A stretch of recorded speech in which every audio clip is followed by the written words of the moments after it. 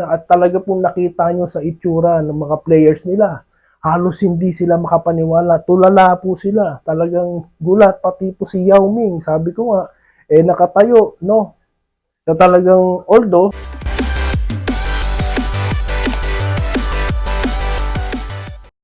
ayan, so welcome back po muli, no? Well, mabilisan po, tayo po yung nagbabalik, no? Dahil nakita ko po, kaka-upload lang natin, nandyan na po kagad kayo, biruin nyo. So, milestone po to dito sa Doy TV Sports. At bakit ako nagbabalik? Well, gusto ko pong segundahan, ano po?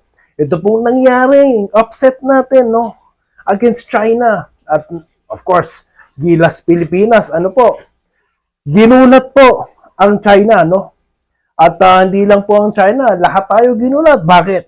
Ang akala po natin, talo na tayo. Biruin nyo, tinambakan po tayo ng 20 at sinabi ko nga po kanina sa nauna nating in-upload, kung tignan po sa pakiwari ko lang talagang iningisihan sila na parang ganun Talagang kada tira kasi nila, pasok. Lalo na po yung mga marksman nila. Yung talaga po mga shooter nila. Talagang parang gano'n na lang. So ako naiisip ko ng mga oras na yun, dapat talaga pala yung mga superstars natin ang nilagay. Pero hindi Ang pumapasok sa isip ko, malakas tong kupunan.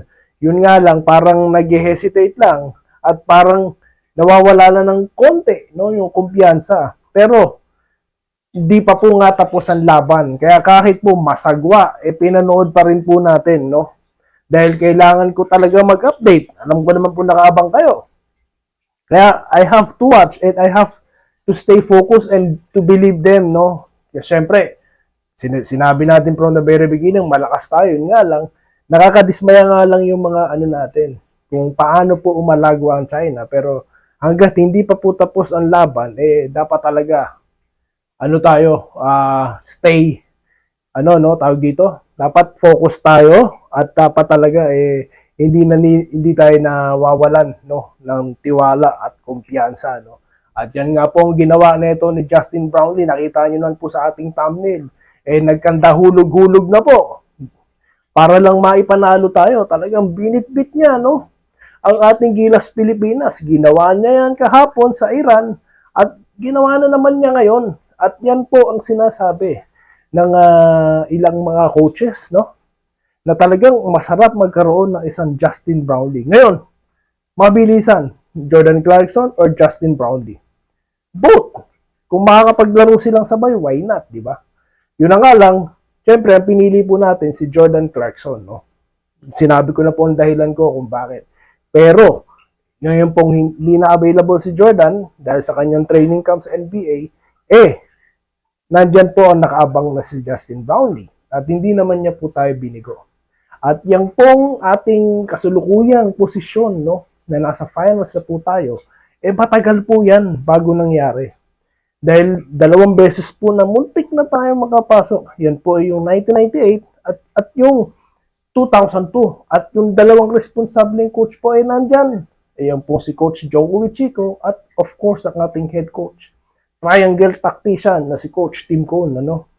So sa mga nag-comment po na sa atin, guys, sabi ko naman sa inyo, di ba? Stay tuned. Tiwala lang po tayo, no? At we're standby sa ating sinasabi na malakas tayo. Ngayon, ito na. Second time around, rest back po, no, ang ating redemption at gold ang ating hinahabol laban po dito sa Jordan. Sinabi po ni Coach Tim Cone na isa pa pong pagkakataon, no? Second time na maglaban sila, tingin nila kaya nilang talunin. At nasa atin po ang kumpiyansa. Bakit? 2 koponan po ang ating tinalong malalakas. Iran, China, at ito na pong Jordan. At dyan na po ang completion ng ating sinasabi na makukuha po talaga natin ang ginto. No, sinasabi ko po talaga yan. Bakit? Ayan po, may mga video po tayo from the very beginning, from the very start. Tayo po yung naka-stay tuned at dahil po dyan, nandyan kayo, of course. Kayo po yung nag-subscribe, nag-like, at nag-comment, no? Kaya po talagang hindi pwedeng wala tayong update ngayon. Para po pag-usapan ito at marami po tayong kasabayan, na nagla-live stream para po pag-usapan, no? Ang ating post win against China at talaga pong nakita nyo sa itsura ng mga players nila. Halos hindi sila makapaniwala. Tulala po sila. Talagang gulat. Pati po si Yao Ming. Sabi ko nga, nakatayo, no? Na talagang from the very beginning, from the very start of the game, napanood ko po siya kahit lamang ang kupunan niya. Hindi po siya nangiti. Focus po talaga siya. Bakit? Legendary NBA player po. Veteranong-veterano. Alam na po ang laro ng basketball. Pwede kang lamang ngayon. Pwede ka ding matalo. Kamuntik na po tayo. Nangyari po yan. Nung tayo po'y hinabo ng Iran, di ba? Pero, binaliktad natin. Lamang tayo. Lamang ang China. Pero hinabol natin sila at na-overcome po natin. No? At nabigyan po natin sila ng upset, no, sa ating pagkapanalong ito. At dahil dyan, tayo po ay may second chance.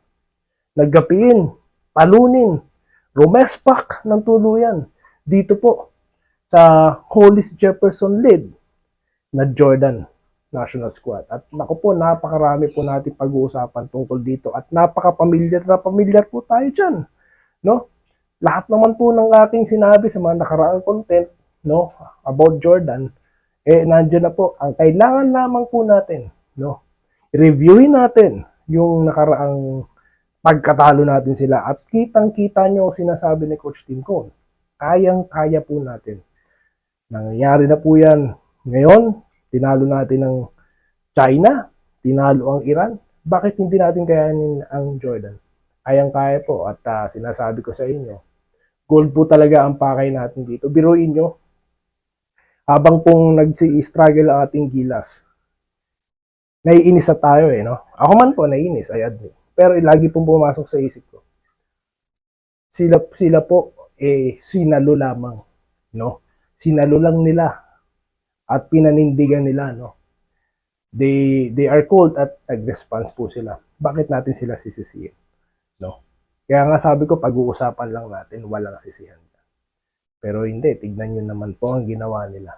Kevin Alas, tumikada ng tres, sumasalaksak sa loob. Yan po ang tinatawag na gano'n. Diba? Kumpiyansado, yan ang po lagi natin sinasabi dito. Pagka kumpiyansado ka, tira lang ng tira, pato lang ng pato. Tignan nyo naman.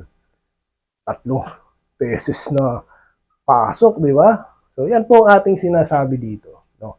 At kulang po ang ating oras, no, para po himayin ito sa sobrang excitement po natin. Alam ko po, sinasabi ko nga sa inyo dito, nagtatalon ako, di ko alam kung anong gagawin Talagang, di nyo lang alam kung yung tira ni Brownlee, yung huling tira niya, kaya po tayo nakalamang. Kahapon po, isa lang din ang lamang natin, ngayon isa lang din. So, ganyan po, kahirap, no, at ka-exciting ang laro ng Gilas, ng ating Gilas Pilipinas. At sinasabi ko nga sa inyo, paghaharian talaga natin, no, ang Asian stage, no. Dahil yung World Cup po, malaki po ang chance natin. Ngayon, Asian Games, kailangan natin improve. Tayo talaga ang hari sa Asia. O, di ba? So, yun lamang po at magkita-kita tayo sa susunod na content. Pag-uusapan na po natin ang ating pag-respect dito po sa Hollis Jefferson led Jordan National Squad. At muli, maraming salamat po sa inyong pagsuporta, sa inyong pong pag-like. Pag kung nagustuhan nyo lamang po, na-tripan nyo ang ating content, well, okay na tayo kung okay, wala akong pakialam. Click nyo lamang po ang subscribe button at like. Yun lamang po at maraming salamat. At magkita-kita po tayo sa mga susunod na content dito lamang sa Doy TV Sports. Muli, maraming salamat po. Salamat po sa panonood. Subscribe na para sa mga susunod na basketball at boxing videos.